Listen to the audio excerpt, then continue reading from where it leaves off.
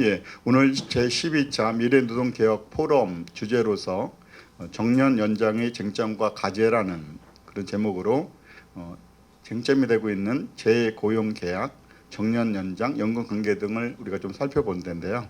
근자에 사실은 여러 가지 매스매드를 통해 갖고 언론계를 통해 갖고 이 정년 연장 및 계속 근로 이런 것들이 굉장히 다양하게 활성화돼서 논의가 되고 있는 것 같습니다. 이제 그런 와중에서 저희들 그 미래노동개혁 포럼에서도 한 주제로서 이것을 다루고자 합니다. 오늘 이 주제에 대해서는 우리 그 호서대 법경찰행정학과의 교수님 노창 교수님께서 발제를 해주시도록 그렇게 하겠습니다. 그럼 부탁드리겠습니다. 예, 안녕하세요. 호수대학교 법경찰행정학과 노창입니다. 오늘 그 주제가 이제 정년 연장의 뭐 법적 쟁점과 과제 뭐 이렇게 되어 있는데, 사실 이제 뭐 저는 뭐 아직 정년이라고 하는 것이 제 개인적으로는 조금 멀리 있다고 생각이 되는데, 한편으로는 지금 한국의 인구 구조가 워낙 심각하다 보니까 제가 어떻게 보면 남의 정년 연장을 걱정하는 상황인데, 그게 아니라 내 정년을 보장받을 수 있을까, 그 자체가 지금 상당히 문제입니다. 왜냐하면 이제 지금 청년 세대 인구가 뭐 계속 이제 감소한다, 학생이 감소한다, 뭐 이런 건 잘 알고 계시겠지만, 지금 고3 인구를 기준으로 하면 지금은 40만 명대지만 10년 후가 되면 30만 명대로 줄고, 30만 명대가 딱 1년입니다. 1년이고 그 다음부터는 바로 20만 명대로 확 줄어서 쭉 가기 때문에 아마 저는 정년을 못할 것 같다, 그런 생각을 사실 많이 하고 있습니다. 학교가 못 버틸 것이다, 이런 생각을 많이 하는데, 아마 많은 학교들이 그럴 것 같습니다. 그런 상황인데 남의 정년 연장을 이렇게 얘기를 하고 있어서 조금 맞지 않는 것 같다 생각이 좀 들기도 하는데, 아무튼 저는 이제 이 주제와 관련해서 이 중요한 소재인 연령이라는 것에 대해서 먼저 좀 고민을 해봤는데요. 연령이라는 인적 속성의 특징, 그리고 정년의 성격에 대해서 뭐 법적인 관점에서는 이제 이런 부분들이 사실 중요하게 다루어집니다. 사람은 누구나 나이가 들기 때문에 성차별이나 인종차별 등과 달리 누구나 이 차별의 대상이 될 수 있고, 그 다음에 이제 자신이 스스로 선택하지 못하는 신체적 속성이라는 점이 있고요. 그리고 연령을 이유로 차별을 한다라고 할 때는 고령자 자체를 고용해서 배제하는 경우, 그러니까 일자리 자체에서 배제하는 경우의 차별이 있고, 또 고용된 상태에서 연령을 이유로 근로조건 등에서 차별을 하는 경우, 두 가지를 생각해 볼 수 있을 것 같습니다. 그리고 이제 연령을 기준으로 차별을 한다라고 했을 때 직접적인 기준으로 하는 직접 차별이 있고, 그 다음에 연령을 직접적인 기준으로 제시하지는 않지만 뭐 일견 중립적으로 보이는 특정한 기준을 제시하지만 그 기준을 만족하는 사람들이 고령자에 적어서 결과적으로 연령에 따른 차별로 평가될 수 있는 간접 차별, 두 가지가 존재할 수 있습니다. 그 다음에 뭐 좀 정년이라는 한자의 의미에 대해서 한번 생각해 봤는데, 뭐 세월이 멈춘다, 다분히 문학적인 의미도 있을 것 같지만 사실은 뭔가 새로운 시작의 의미도 가지고 있는 것 같다, 이런 생각을 한번 해본 거고요. 그 다음에 정년제라는 제도 관점에서 한번 보면, 근로자가 그 법령 또는 법령에 따른 경우 또는 법령이 없는 경우에 뭐 단체협약이나 근로계약에서 규정한 일정한 연령에 도달했을 때 그 근로자의 근로 능력이나 근로의사와 무관하게 근로계약 자체를 종료하기로 하는 제도, 정년제고, 그 연령에 도달한 것을 이유로 사용자의 이 별도의 의사표시에 의해서 근로관계가 종료된다면 정년해고제, 이렇게 될 것이고, 이런 경우에 이제 우리나라 노동법상으로는 이제 해고의 정당한 사유 이런 걸 요구하기 때문에 해고 사유의 정당성을 다투게 되는 그런 과정으로 가게 될 것이지만, 우리나라에서는 일단 뭐 별도의 의사 표시를 필요로 하지 않고 정년 연령 도달로 자동적으로 근로관계 종료되는 것으로 이해하고 있어서 정년제는 곧 정년퇴직제로 보면 될 것 같다, 이렇게 생각이 들고요. 그다음에 정년제의 법적 성질에 대해서는 뭐 여러 견해들이 있는데 정년을 근로계약 종료 사유에 관한 특약을 그러니까 특별한 약정을 설정한 것으로 이해하는 견해도 있고 일정한 연령에 도달할 때까지 근무 기간을 개별적으로 설정한 것으로 보는 견해도 있고 그다음에 기간의 정함이 없는 근로계약이지만 우리 이제 법률적인 의미에서 이제 부관이라고 하는데 거기에 일정한 제한을 건다는 겁니다. 기한의 종료 시점을 붙인 것이다. 이렇게 보는 견해도 있습니다. 정년의 법적 성질을 어떻게 이해하든 일정 연령의 도달로 근로관계가 종료하는 것이지만 반면에 일정 연령까지는 고용의 기회, 고용이 아니라 고용의 기회를 보장한다라는 의미도 있기 때문에 양면성을 가지고 있고 정년제의 이러한 순기능은 정년제를 곧바로 부정하기 어려운 강력한 이유가 되기도 합니다. 그다음에 이제 정년제에 대해서 우리 대법원은 어떻게 이해하느냐? 대법원은 정년은 당연 퇴직 사유로서 근로관계의 자동 소멸 사유로 본다. 이렇게 지금까지 이해하고 있습니다. 그래서 정년 등과 같은 정년을 이유로 이 퇴직 처리를 하는 경우에 그것은 그냥 어떤 사유가 발생하였다라는 것을 통지해주는 그런 걸로 이해하고 있고 특별히 해고로 보는 것은 아니다라고 이제 대법원은 이해하고 있습니다. 그다음에 이제 정년과 관련된 국내 입법의 전개 과정과 그 특징을 간단히 보면 한국에서 연령과 관련돼서 처음으로 규정을 하게 된 법률은 이제 고령자 고용촉진법입니다. 1991년에 제정되어서 92년부터 시행되었던 고령자 고용촉진법이고 이 법에서는 고령자를 55세 이상인 자로 규정을 하고 있고 이 기준은 지금 현재 제가 뭐 2024년 8월까지 이렇게 썼지만 이제 지금 현재도 이렇게 고령자 기준은 55세부터 이렇게 법에서는 되어 있습니다.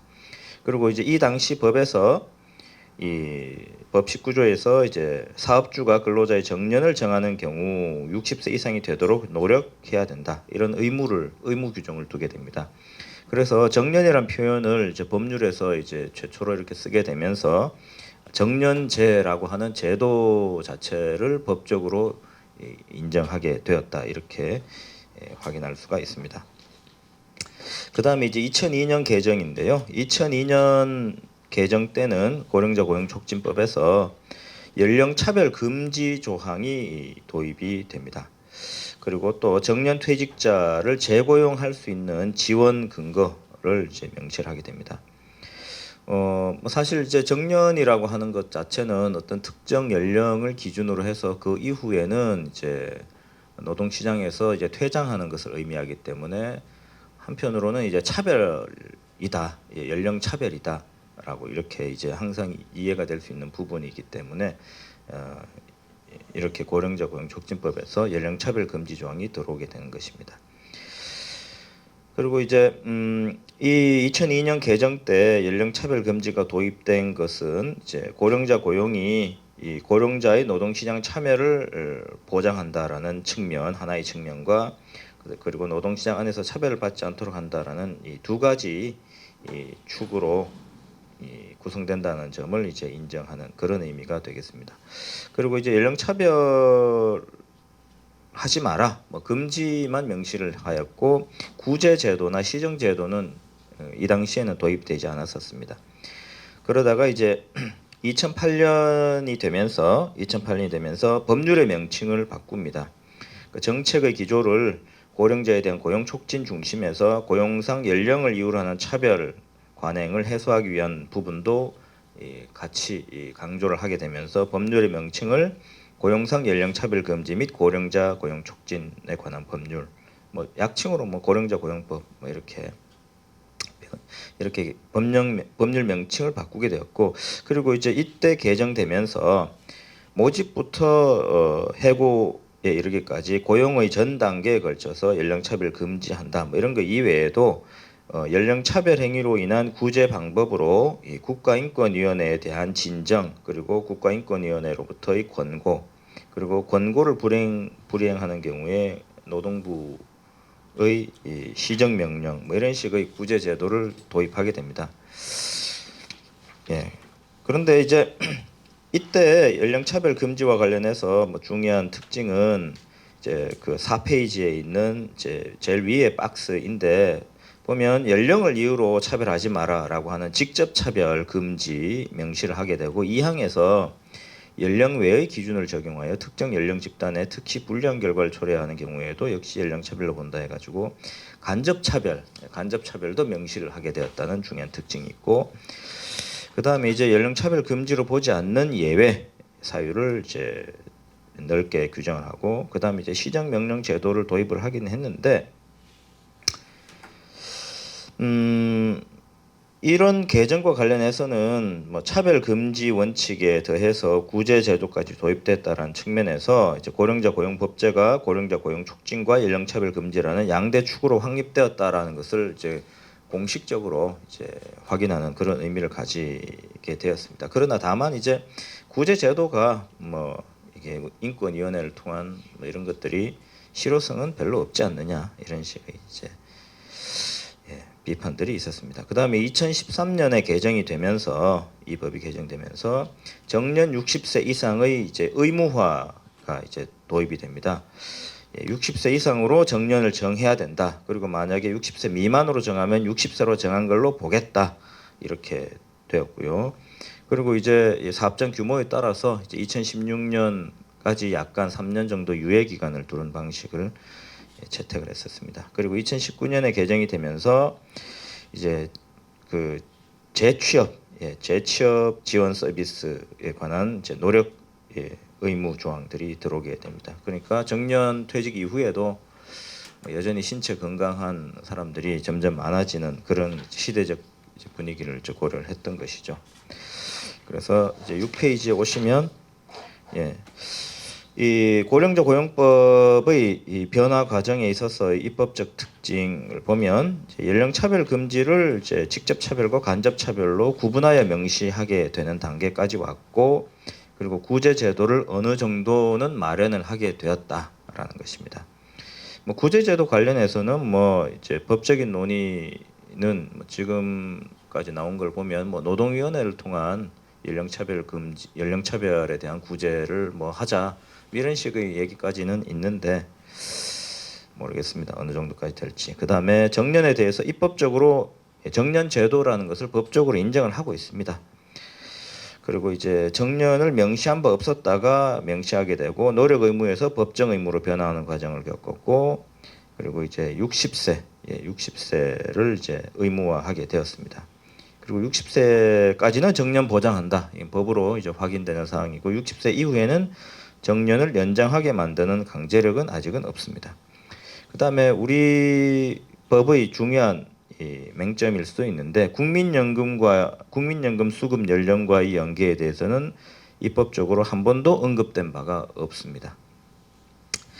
그 다음에 이제 이런 고령자 고용촉진법상의 정년 제도와 관련해서 그러면 지금까지 국내에서의 법적 분쟁의 동향은 어떠했는지 좀 보면 고령자 고용법에서 정년을 60세로 하고 그리고 60세 미만의 정년을 정한 경우에는 60세로 정한 걸로 보겠다 이렇게 했는데 그것과 관련되어 가지고 그러면 근로자가 60세 정년을 요구할 권리가 있는지 이런 부분들이 검토돼야 되는데요. 관련된 분쟁 사례들을 보면 대법원까지 올라갔던 사례들에서 이렇게 얘기합니다. 6페이지 하단입니다. 근로자 정년을 60세 미만이 되도록 정한 근로계약이나 취업규칙단체 협약은 위 규정 그러니까 고령자 고용법상 60세 정년에 위반되는 범위에서 무효다. 이렇게 이제 얘기를 하고 있기 때문에 판례에 따라서 근로자들은 60세까지는 내 정년을 보장해 주시오라고 요구할 권리가 있다라고 인정할 수 있겠습니다. 그 다음에 60세 정년 의무화가 이제 임금 피크제랑 연동이 되어서 분쟁으로 이렇게 비화되는 사례들이 많이 등장하는데 기존에 이제 60세 미만으로 정년을 정하고 있다가 이제 고령자 고용법 개정 과정과 맞물려서 정년을 60세로 연장을 하면서 이렇게 정년 기간을 연장하는 것과 관련해서 임금 수준을 저하시키는 그런 경우의 이제 분쟁 사례들인데 자, 이거를 근로조건 불이익 변경으로 볼 수 있느냐 이런 문제가 이제 등장을 합니다. 그러니까 이제 예컨대 뭐 정년을 57세로 했다가 법 바뀌면서 60세로 하면서 57세부터는 임금을 기존보다 낮추겠다라고 했을 때 이게 근로조건 불이익 변경이냐라는 것인데 어차피 57세 이후부터 60세까지 임금이 낮아지는 것은 누구에게나 똑같은 거 아니냐 이제 이런 식의 관점을 생각해 보면 야 이거는 근로조건 불이익으로 볼 수 없을 수도 있다 이런 생각도 가능합니다.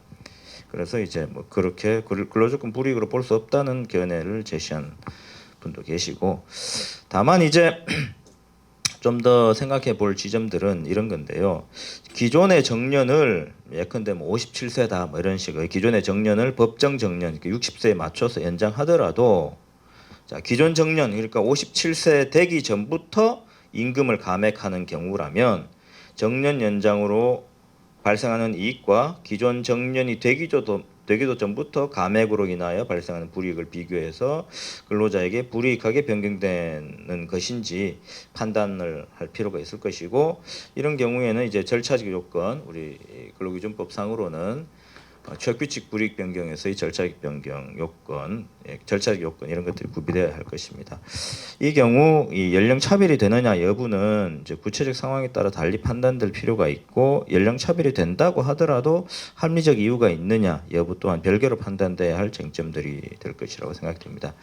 예컨대 기존 정년이 58세였고 임금은 연령에 따라 지속적으로 상승하는 상황이었지만 정년을 이제 법 개정에 맞추어서 60세로 연장하면서 임금 감액을 만약에 56세부터 한다라고 할지라도 그 감액된 임금의 수준이 종전 58세 정년이 유지되던 때의 55세 때부터 받던 임금보다도 높은 임금이라면 과연 이것을 연령 차별로 볼 수 있을지 의문이 들 수 있습니다. 그러니까 이런 식의 가정적인 사례들을 고민하다 보면 연령 차별이냐 아니냐 이런 것들에 대해서 이제 사실 좀 꼼꼼하게 바라볼 지점들이 분명히 있을 것 같다는 생각이 듭니다. 예컨대 58세 정년이던 시절에 55세에 200을 받고 56세 220 받고 57세 240 받고 58세 되면 퇴직했다. 이런 식으로 이제 급여를 받던 상황에서 정년이 60세로 연장이 되면서 56세부터 임금 감액을 하게 된다고 했을 때 56세 때 210을 받고 57세 때 220을 받고 58세 230, 59세 220 이런 식으로 이제 내려가게 된다. 그럼 이제 이런 게 연령 차별이냐 아니냐 이런 것들을 이제 그 전과 이렇게 비교를 하면서 좀 검토해 볼 필요가 있다. 이런 것들이 사실 이제 법적인 분쟁으로 이제 비화될 소지들이 있는 것이죠. 그 다음에 이제 정년을 유지하면서 이제 임금 피크제가 도입이 된 경우에는 이제 분쟁 사례들이 좀 있는데. 정년 유지형 임금 피크제는 종전과 같은 정년을 유지하면서 일정 연령이 되면 그때부터 이제 정년 도달 때까지 임금을 조정하거나 삭감하는 형태인데 연령 차별에 이제 해당할 수 있고 또 합리적 사유가 있는지 검토되어야 하겠습니다. 절차적으로는 이제 취업규칙을 통해 도입되는 경우들이 일반적이기 때문에 취업규칙 불이익 변경의 요건이 구비되어야 하는 것이죠. 그래서 그 관련 제 사례에서 이제 판례의 핵심적인 문구 부분만 한번 읽어보겠습니다. 정년을 그대로 유지하면서 임금을 정년 전까지 일정 기간 감액하는 형태의 임금 피크제가 합리적인 이유가 없는 차별로 무효인지는 도입 목적의 타당성, 그다음 근로자가 입는 불이익의 정도, 임금 감액의 대상이라는 표현은 대신 이제 급부를 준다 뭐 이런 의미입니다. 대상 조치가 있는지와 그 적정성 그리고 제도 시행으로 생긴 재원이 도입 목적을 위하여 사용되었는지 등 여러 사정을 종합적으로 고려해서 판단해야 된다. 이렇게 기본 원칙을 한번 제시한 적이 있는데 관련해 가지고 두 가지의 이제 서로 다른 판단을 한 사례가 있어서 한번 대비를 시켜 보겠습니다. 성과급 적용과 관련해서 근로자 정년을 61세로 유지하면서 55세 이상 정규직 직원들에 대해서는 이전의 직급과 역량 등급과 무관하게 고정 등급으로 책정해서 임금을 지급하기로 하였던 회사의 사례인데 대법원은 55세 이상 직원들이 51세부터 55세 직원들보다 수주 목표 대비 달성률이 높았음에도 불구하고 55세 이상 근로자의 업무 내용이 변경되지 않은 채 55세 이상의 급여는 현저하게 감소하였다라는 점을 지적하면서 이 사건의 성과급제가 회사의 인건비 부담 완화 등 경영 제고를 목적으로 도입되었더라도 그런 목적만으로는 55세 이상 근로자만을 대상으로 하는 임금 감액 조치를 정당화할 만한 사유가 되지 않는다 이렇게 판시한 사례가 있는데 이 사건에서는 목표 수준이나 업무 내용에서는 차이가 없는데 단지 연령을 이유로 그리고 55세 이상을 이유로 이제 급여를 이제 삭감했던 이런 부분들을 주목을 해서 보았고 그래서 합리적 사유가 없는 차별이다 이렇게 본 겁니다. 그런데 이제 국민연금공단 사례 같은 경우에는 자, 3급 이하 근로자의 정년을 58세에서 60세로 연장을 하면서 정년 퇴직 2년 전부터 급여를 전년도에 70에서 75%로 감액하는 내용의 임금 피크제를 전체 근로자 과반수가 가입한 노조의 동의를 받아서 시행을 했습니다.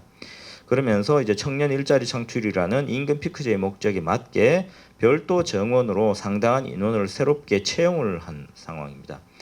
이런 상황에서 이미 정년이 60세까지 보장되던 2급 이상 근로자인 갑 등이 이 임금 피크제가 이 고령자 고용법 4조 4를 위반해서 무효다.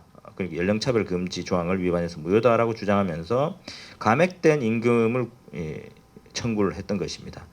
대법원은 이제 이 사례에서는 임금 피크제 시행에 따른 일부 근로자의 임금 감액은 정년 연장에 따른 임금체계 개편의 일환인 점 등을 이유로 이 갑 등이 뭐 불이익을 받은 건 있으나 거기에 대해서 합리적인 이유가 있다라는 취지에서 뭐 금지되는 차별을 당한 것은 아니다라고 이렇게 판단을 했습니다. 그러니까 뭐 차별이라는 것이 존재한다고 해서 무조건 나쁘다 뭐 이런 게 아니라 차별이 존재하더라도 합리성이 인정될 수 있다 그러면 그것은 받아들여질 수 있는 것이라는 거죠. 뭐 이거는 당연한 겁니다. 이제 우리 뭐 헌법에서도 모든 국민은 뭐 법 앞에 평등하다 뭐 이런 얘기를 하고 있지만 합리적 사유 있는 차별은 다 받아들여질 수 있는 것입니다. 그래서 절대적 평등이 아니라 상대적 평등인 것이거든요. 그 다음에 이제 이 최근 몇 년 사이에 굉장히 중요하게 등장하는 이제 법적 분쟁 사례들이 바로 정년 퇴직 이후의 재고용과 관련된 문제들입니다. 그러니까 이제 이 재고용이란 이 말 자체를 같은 회사에서 재고용이냐, 뭐 다른 회사에서의 고용도 재고용이냐, 이런 식으로 사실 좀 포괄적인 의미로 이제 이해되고 있는 것 같긴 한데. 아무튼 재고용, 정년 퇴직된 사람에 대한 이제 새로운 고용의 문제입니다. 자, 정년 이후에 재고용 기대권이 있느냐 이런 것들이 다투어진 사례가 있는데요. 자, 관련 사례를 하나 보면 갑 주식회사가 을 주식회사로부터 분사되어 설립된 후 을 회사가 운영하는 제철소의 방호 및 보안 업무를 수행하여 왔고 병은 을 회사에 근무하면서 경비 업무 등을 수행하다가 갑 회사로 전직하여 계속 을 회사의 경비 업무를 수행하던 중 갑 회사가 병을 징계 면직하였으나 이게 부당해고다라는 내용의 판결이 선고 확정되었는데 징계 면직 무렵에 갑 회사는 정년 퇴직한 근로자를 기간제 근로자로 재고용하여 만 60세까지 근무할 수 있도록 하는 재고용 제도를 시행하고 있었습니다. 이에 병이 이 징계 면직이 아니었다면 재고용 제도에 따라 정년 후에 계속 고용될 수 있었을 것이라고 주장하면서 60세가 되는 날까지 임금 상당액 등을 청구한 사례가 있었습니다. 이 사례와 관련해서 이제 대법원은 이제 뭐 여러 가지 종합적으로 이제 검토해 볼 때 밑줄 친 부분 보시겠습니다. 그 사업장에 그에 준하는 정도의 재고용 관행이 확립되어 있다고 인정되는 등 근로계약 당사자 사이에 근로자가 정년에 도달하더라도 일정한 요건을 충족하면 기간제 근로자로 재고용될 수 있다는 신뢰관계가 형성되어 있는 경우에는 특별한 사정이 없는 한 근로자는 그에 따라 정년 후 재고용될 수 있다라는 기대권을 가진다. 그래서 정년 이후 재고용 기대권이라는 것을 이 법적으로 인정을 하게 됩니다. 그 다음에 또 다른 사례를 보면 요양시설의 기간제 근로자인 요양보호사로 재직하다가 정년을 이유로 퇴직한 근로자가 나를 왜 정년 이후에 재고용하지 않느냐라고 하면서 정년 이후에 재고용하지 않은 것이 부당해고다 이러면서 다툰 사례가 있습니다. 이 사례에서 대법원은 어떻게 얘기하느냐? 근로자의 정년을 정한 근로계약, 취업규칙이나 단체협약 등이 법령에 위반되지 않는 한, 그러니까 60세 정년을 위반하지 않는 한 그에 명시된 정년, 즉 60세죠. 60세 도달하여 당연 퇴직하게 된 근로자와의 근로관계를 정년을 연장하는 등의 방법으로 계속 유지할 것인지는, 그러니까 60세 이후에 고용을 할 거냐 말 거냐는 원칙적으로 사용자의 권한에 속한다라고 이제 얘기를 하는 겁니다. 그리고 해당 근로자에게 정년 연장, 60세 정년을 2세, 3세 이렇게 연장해 달라라고 요구할 수 있는 권리는 없다라고 얘기를 하는 거죠. 그리고 여러 가지 이 사정들을 종합해 볼 때 사업장에 재고용 관행이 확립되어 있다고 인정되는 등 근로계약 당사자 사이에 근로자가 정년에 도달하더라도 일정한 요건을 충족하면 기간제 근로자로 재고용될 수 있다는 신뢰관계가 형성되어 있는 경우에는 특별한 사정이 없는 한 정년 후 재고용 기대권을 가진다 이렇게 얘기를 하는 것입니다. 그런데 여기서 재고용 기대권이 있다는 뜻이 곧 이 사람을 무조건 재고용 시켜야 된다 그런 건 아닌 겁니다. 재고용 기대권이 있다고 할지라도 거절의 합리적 사유가 있다라고 하면 재고용하지 않을 수 있는 것입니다. 예. 자, 그다음에 이제 10페이지에서 정년 이후에 채용된 이 기간제 근로자로 채용된 근로자가 그 이후에 예컨대 이제 이런 거죠. 60세 정년에 대해서 퇴직했는데 그 이후에 재고용된 겁니다. 재고용된 사람이 뭐 기간제 근로자로 뭐 1년, 2년 이렇게 재고용됐는데 그런데 이제 이 사람이 기간이 끝나고 나서 또 나를 재고용해달라, 1년짜리 근로자로 재고용해달라라고 하는 이런 갱신 기대권을 주장할 수 있느냐 이런 게 문제된 사례가 있었습니다. 자, 뭐 시내버스 운송과 관련된 그런 운전기사 사례인데요. 그 밑에 중간 부분 이하에 보시겠습니다. 밑줄 친 부분만 보시면 되겠습니다. 정년이 지난 상태에서 기간제 근로계약을 체결한 경우에는 자 이러저러한 사정에 더하여 해당 직무에서 연령에 따른 업무 수행 능력 그리고 작업 능률의 저하 정도와 위험성 증대 정도 그러니까 일반적인 기간제 근로자의 갱신 기대권에 관한 고려 사항에 더하여 정년 이후에 재고용된 사람의 갱신 기대권에 대해서는 추가적으로 더 고민해야 되는 것이 이런 거라는 건데요. 연령에 따른 업무 수행 능력, 작업 능률의 저하 정도, 위험성 증대 정도, 해당 사업장에서 정년이 지난 고령자가 근무하는 실태와 계약이 갱신된 사례 등의 사정까지 아울러 참작하여 근로계약 갱신에 대한 그러니까 정년 이후에 재고용된 사람의 기간제 근로자로서의 갱신에 대한 정당한 기대권이 인정된지를 판단해야 된다. 뭐 이런 식의 얘기들을 합니다. 그래서 이제 요 판결 같은 경우에 보면 정년 이전에 이제 기간제 근로자들이 이 기간제 근로자로 계속 계약이 갱신될 수 있지 않습니까? 그런 기간제 근로자의 갱신 기대권과 그다음에 정년 이후에 재고용된 기간제 근로자의 갱신 기대권을 좀 다르게 본다라는 것을 알 수가 있습니다. 그런데 다만 우리 기간제 근로자 보호법상 기간제법상 55세 이상인 자의 고용에 있어서는 무기직 전환이 안 되거든요.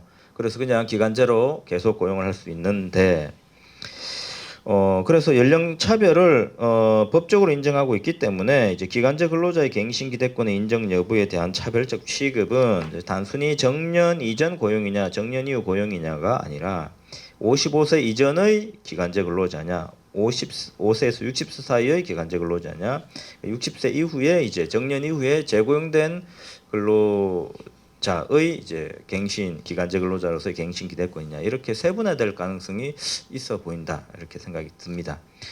그다음에 이제 최근에 동향을 좀 보면 이제 행정안전부하고 그다음 행정안전부 공무직은 공무원이 아니고 민간 근로자입니다. 민간 근로자인데 행정청과 근로계약을 체결하는 그런 방식의 근로자들인데 공무직 노조 간에 단체협약을 체결하게 됩니다. 근데 이게 단체협약 내용 뭐 공개된 게 아니다 보니까 제가 직접 확인은 못했지만 요 단체협약의 내용이 반영이 되어 가지고 이 공무직 근로자 운영 규정 그러니까 이제 이 행정안전부 내에서의 일종의 그 지침이죠 지침 공무직 근로자 운영에 관한 규정.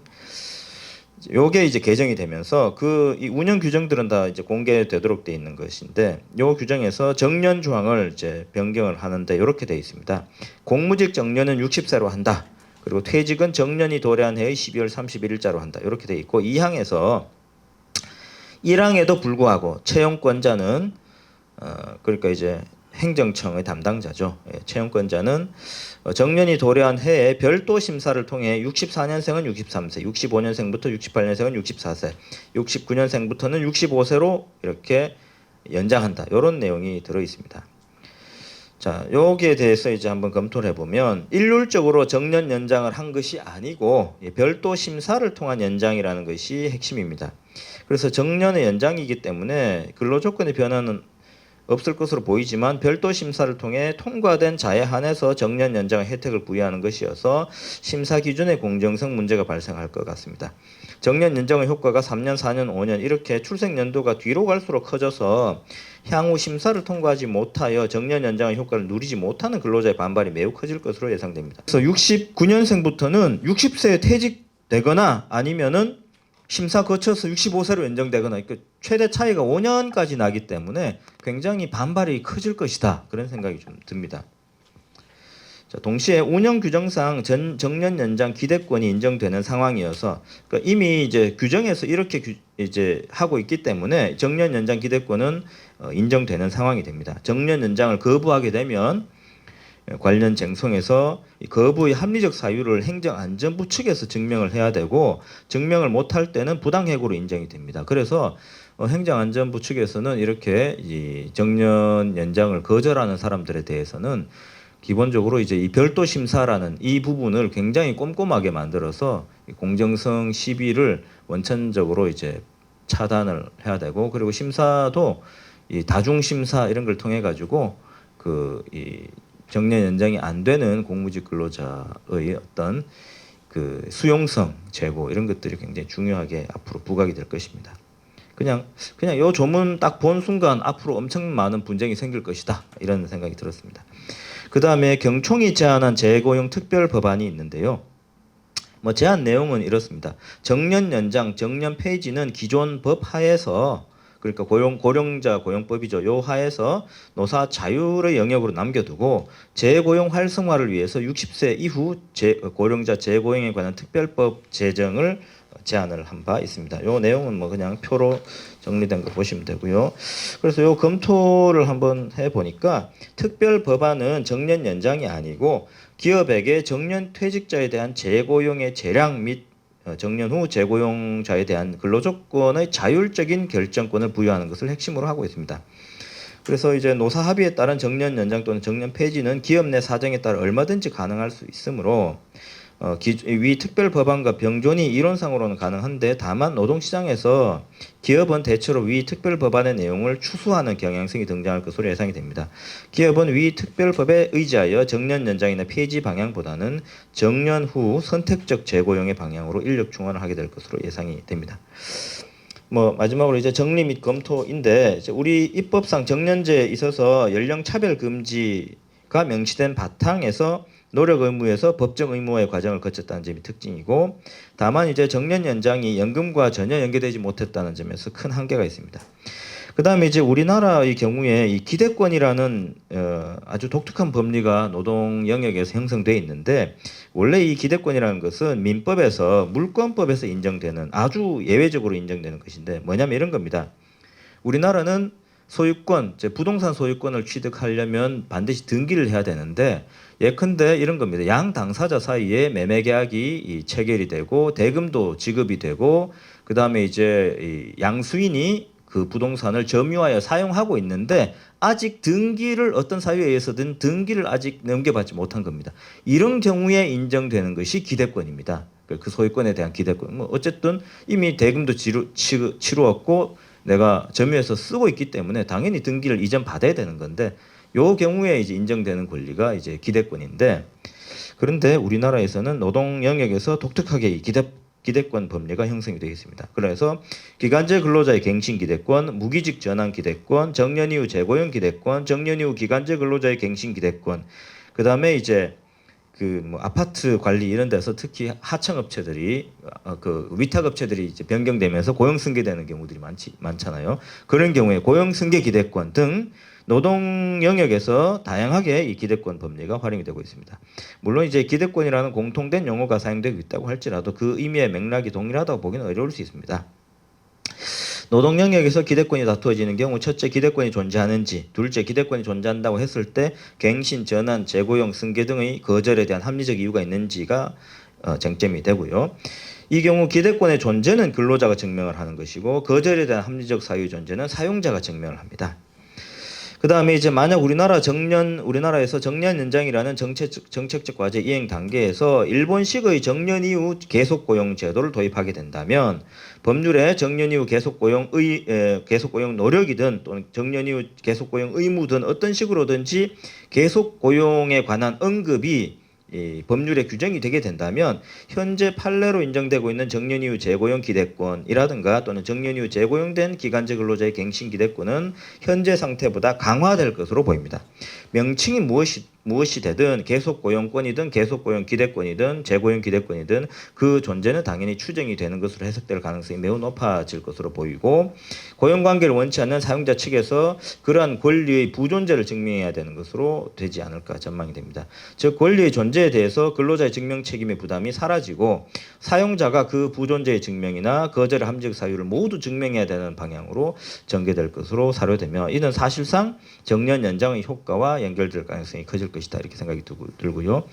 그 다음에 이제 임금 피크제와 관련해서는 구체적 사안에 따라 단순히 근로조건 불이익 변경의 문제를 볼 것인지 아니면 연령 차별의 문제가 결부되어 있는 것인지 이렇게 좀 더 세부적으로 이제 판단하게 되는 과정으로 가게 될 것이다 생각이 들고요.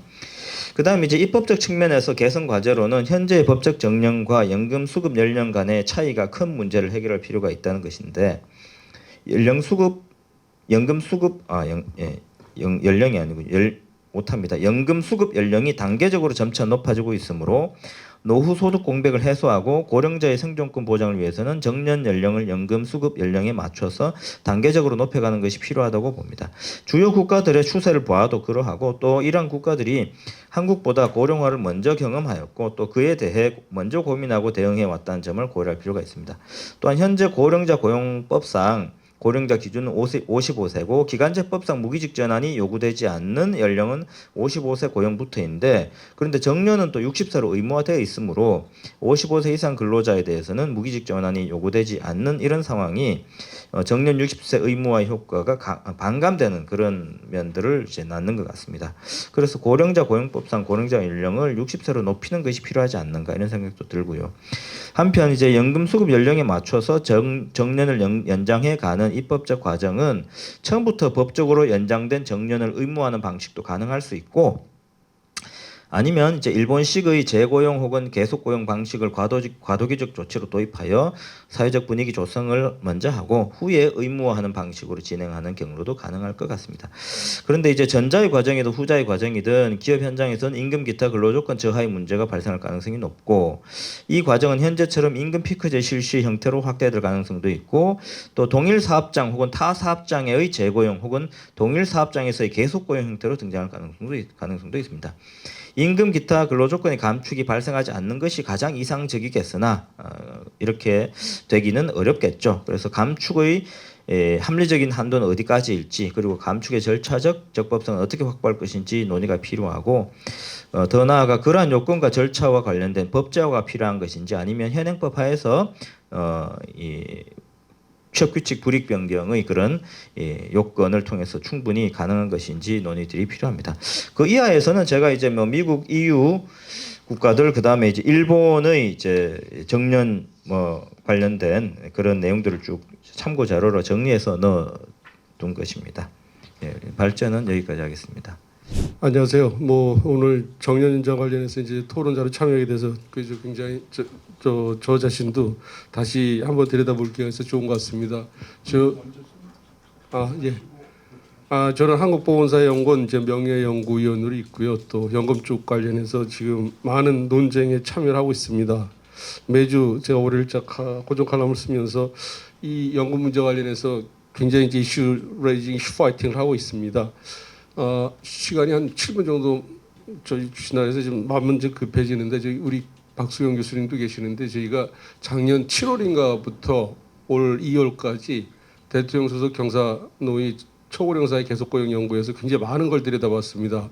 많은 걸 들여다봤다는 건 뭐냐면 보통 위원회는 노조니 이해관계자들이 참여하다 보니까 그 논의하느라고 다른 걸 못 하는데 저희는 연구자들끼리 보고 싶은 건 다 봤기 때문에 상당히 많은 걸 공부했다고 볼 수가 있고요. 오늘 저 발제 좋은 발제 해주셨는데 이제 저희는 권혁 교수 쪽에서 아마 그 발제하는 내용을 굉장히 좀 익숙하게 많이 좀 접했습니다. 그래서 저희도 사례는 굉장히 많이 봤습니다. 네. 약간 다른 것 같기, 뉘앙스가 약간 다른 것 같기도 하고 좀 그렇습니다. 제가 볼 때는 예, 그래서 저희가 뭐 이런 사례나 이런 우리 박송 교수님도 참여하시고 그러시니까 굉장히 많은 걸 또 현장 방문도 하면서 저희는 그 이론뿐만 아니라 실제 중소기업 뭐 이런 데도 많이 방문을 해봤습니다. 대기업도 그렇고 예, 그런 관점에서 이제 말씀드리는데 이제 정년 문제 이게 굉장히 중요한 문제 같아요. 그 저는 이제 제가 폴크로스윙을 이제 연금개혁 논점으로 이렇게 좀 줄이는 게 뭐냐면 제가 녹화가 되고 있지만 이런 말씀을 감히 드립니다. 대한민국의 586 세대들, 486 세대들은 대한민국 역사에서 가장 탐욕스러운 세대라고 저는 감히 말씀을 드립니다. 뭐냐면 지금 그걸 연금 논쟁에서 보면 알 수 있는데 아까 우리 저 발제하신 송호창 교수님 죄송합니다. 죄송합니다. 이 성함도 노창 교수님 죄송합니다.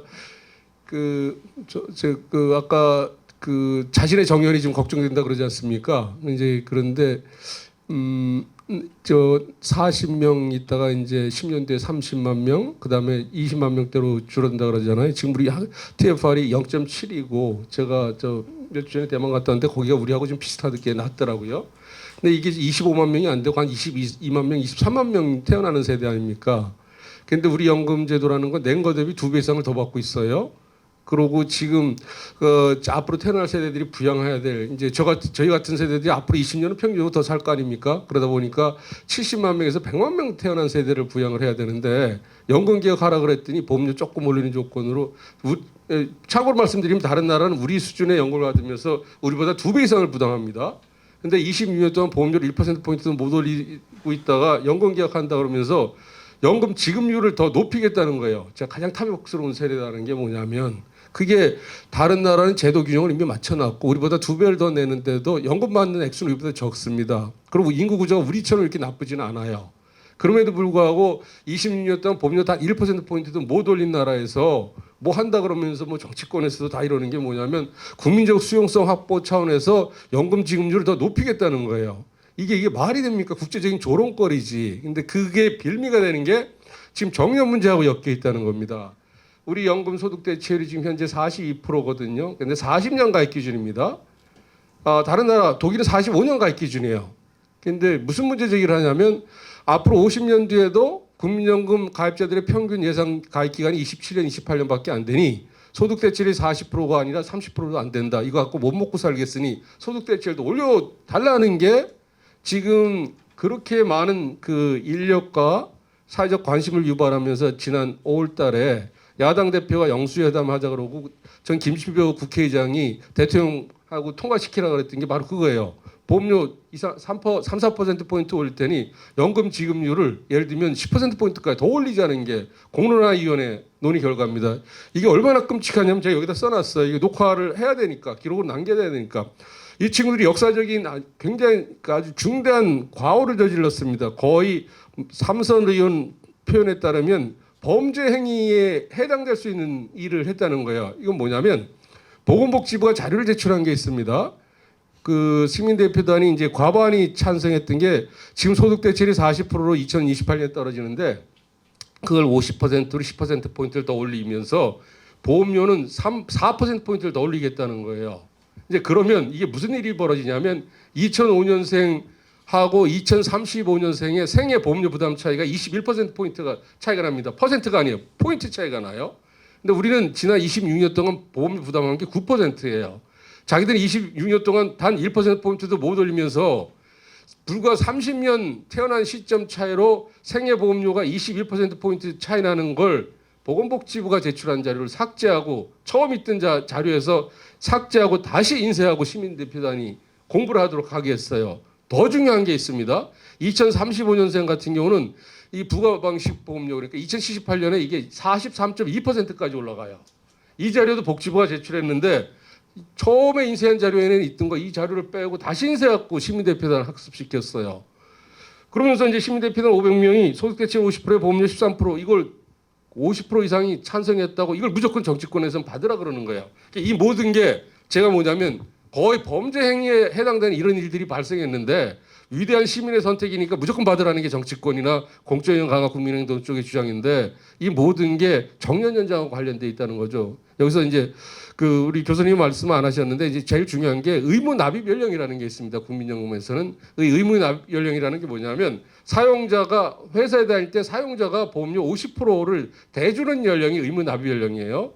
근데 지금 국민연금 같은 경우는 그 올해부터 만 63세부터 연금을 받습니다. 그래서 63세가 될 때까지 보험료를 60세부터 63세까지 납부한다고 그럴 때 직장에 다니더라도 60세부터는 본인이 보험료를 100%를 다 부담해야 됩니다. 그러다 보니까 그때까지 직장 다닌 사람도 많지 않은 데다가 또 100%를 부담해야 되니까 가입하지 않는 어떤 그 유인들이 많겠죠. 이제 이게 그 공적인 강화 국민 행동이나 뭐 이렇게 소득 대체 올려달라는 쪽에 어떤 빌미가 된다는 거죠. 평균 가입 기간이 굉장히 짧은 연금 더 달라는 거하고 연결이 된다는 겁니다. 그런 관점에서 이거는 그냥 굉장히 사소한 문제가 아니라 연금 개혁을 어떻게 하느냐에 따라 결국 그 국가 흥망성쇠가 달려 있는데 거기에 최대 어떤 뭐죠?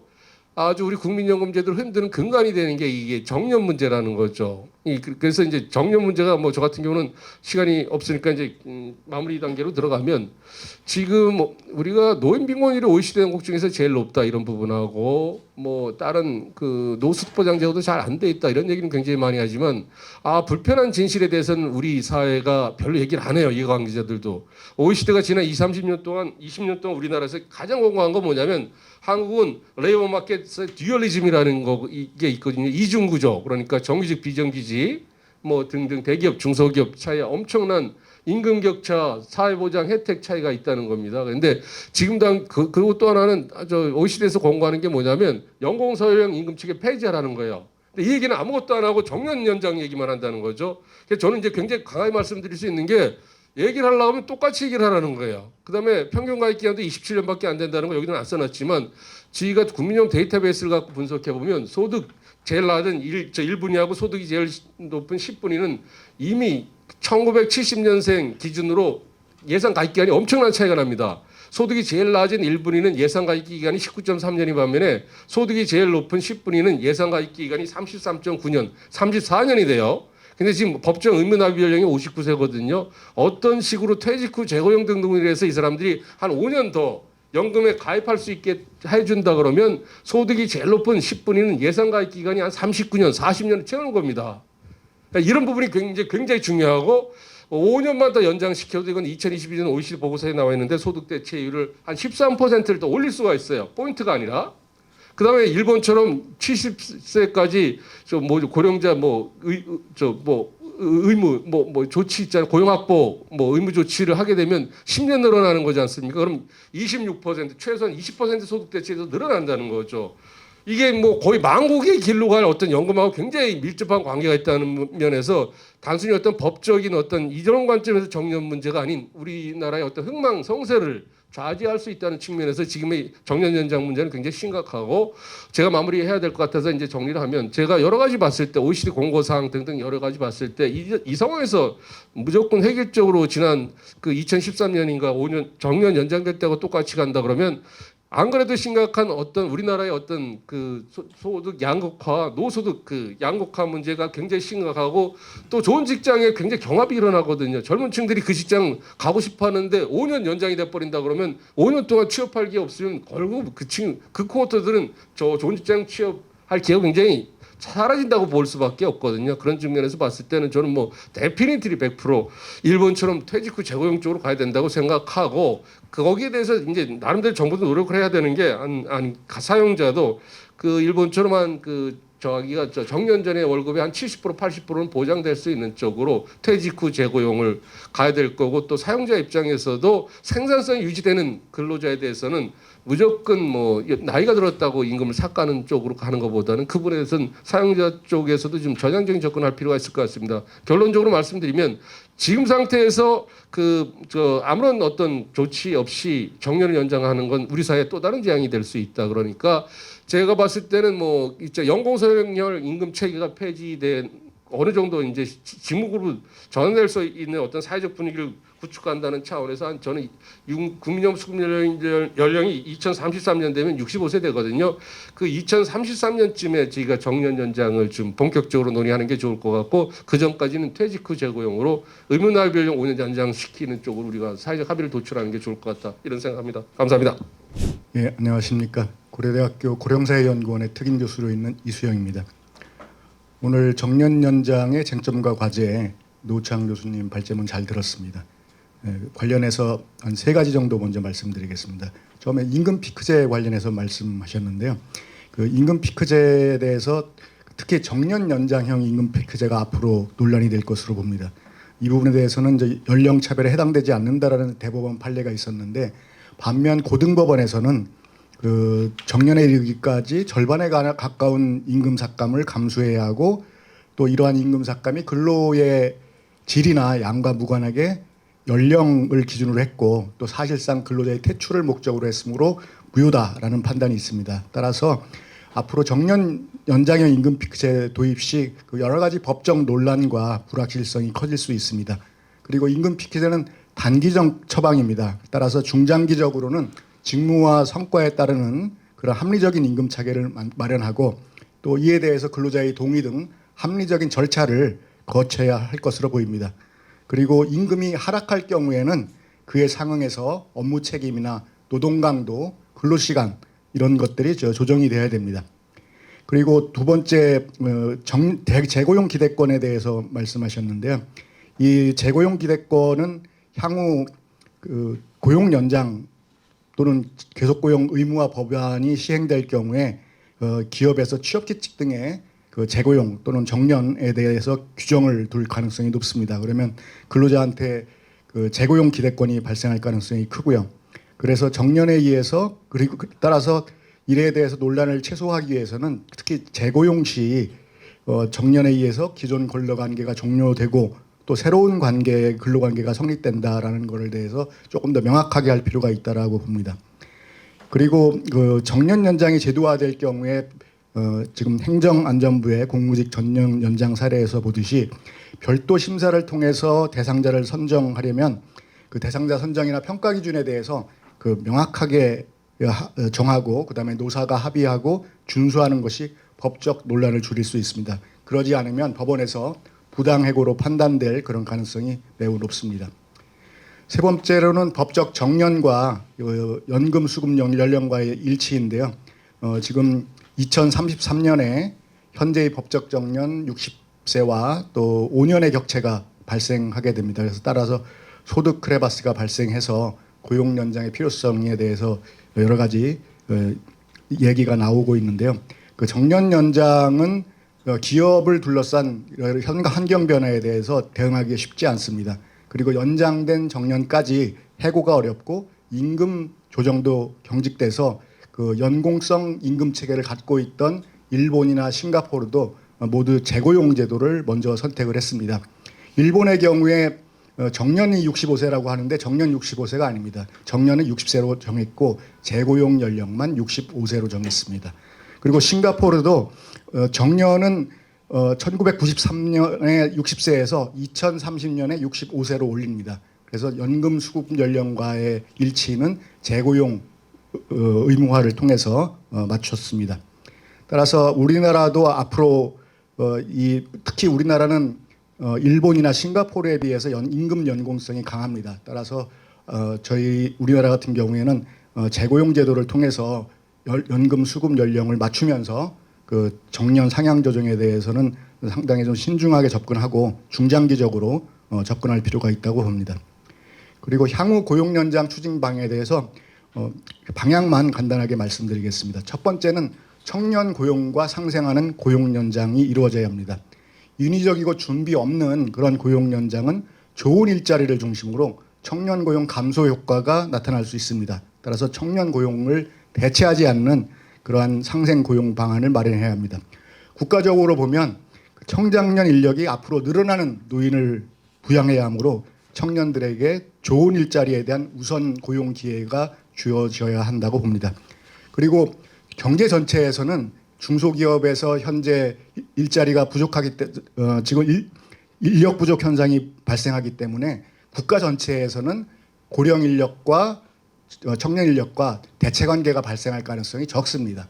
그렇지만 대기업, 공공부문 등 좋은 일자리를 둘러싸고선 기존에 있는 고령 인력들은 더 오래 근무하길 원하고 청년들은 그 자리에 들어가기 위해서 취업준비생으로 계속 공부하고 있고 그런 상황입니다. 그래서 그쪽 부문, 대기업, 공공부문은 그 일자리 경쟁 관계가 발생할 그런 가능성이 상당히 높습니다.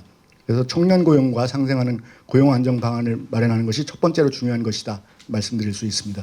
두 번째는 근로자 간 형평성을 고려한 고용 연장이 이루어져야 됩니다. 이 정년까지 정규직으로 일하는 비율이 14.5%라는 그런 통계 분석 결과가 있습니다. 그래서 앞으로 정년 연장이 되면 그 혜택이 그 대기업이나 공공부문에게 돌아갈 가능성이 다시 큽니다. 따라서 이 중소기업 그렇게 되면 중소기업 비정규직과 그 더 차이가 격차가 근로조건이나 고용 안정이나 노후 대비 면에서 격차가 더 커지게 될 가능성이 있습니다. 그래서 어떻게 하면은 그 중소기업과의 격차를 최소화할 것인지 이 부분에 대해서 정부의 지원 대책을 만들어야 됩니다. 세 번째는 당연히 임금 체계 개편과 연계해서 고용 연장이 이루어져야 합니다. 그 연공급 임금 체계 하에서 정년 연장은 실질적인 고용 연장으로 이루어지지 않을 가능성이 상당히 높습니다.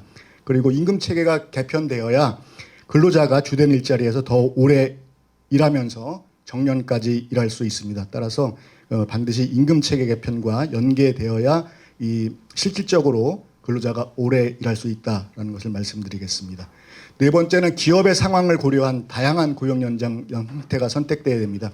기업에서 특히 경기 불황이 오거나 또 특정 업종의 경기 상황이 악화돼서 기업이 정리해고를 해야 되는 상황, 또 4차 산업혁명 진전에 따라서 직업의 소멸과 생성이 빨라지고 있는 상황, 또 금융권과 같이 IT 신기술 도입에 따라서 기존의 인력을 축소하는 이러한 상황에서 과연 정년 연장을 의무화할 수 있을까 다시 한번 생각해 봐야 합니다.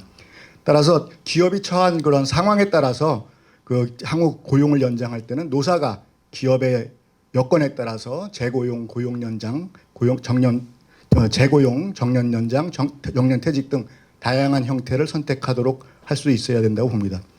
다섯 번째는 미래의 기업과 국가 경쟁력 강화를 위한 고용 연장이 이루어져야 한다고 봅니다. 근로자의 고용이 연장되면 당연히 고용 연장성이 증가하므로 이와 상응해서 임금 유연성과 생산성이 높아져야 하고 기업이 그 성과를 공정하게 배분하면서 기업과 국가의 경쟁력을 강화시킬 수 있다고 봅니다. 따라서 그 기업과 산업이 처한 상황에 따라서 노사가 재고용 등 고용 연장 형태를 선택할 수 있고 또 직무와 성과에 따른 임금 체계가 만들어져야 근로자가 보다 오래 일할 수 있고 또 청년 세대가 고령 세대를 부양하면서 지속적인 경제 성장이 가능하다고 봅니다. 이상입니다. 감사합니다.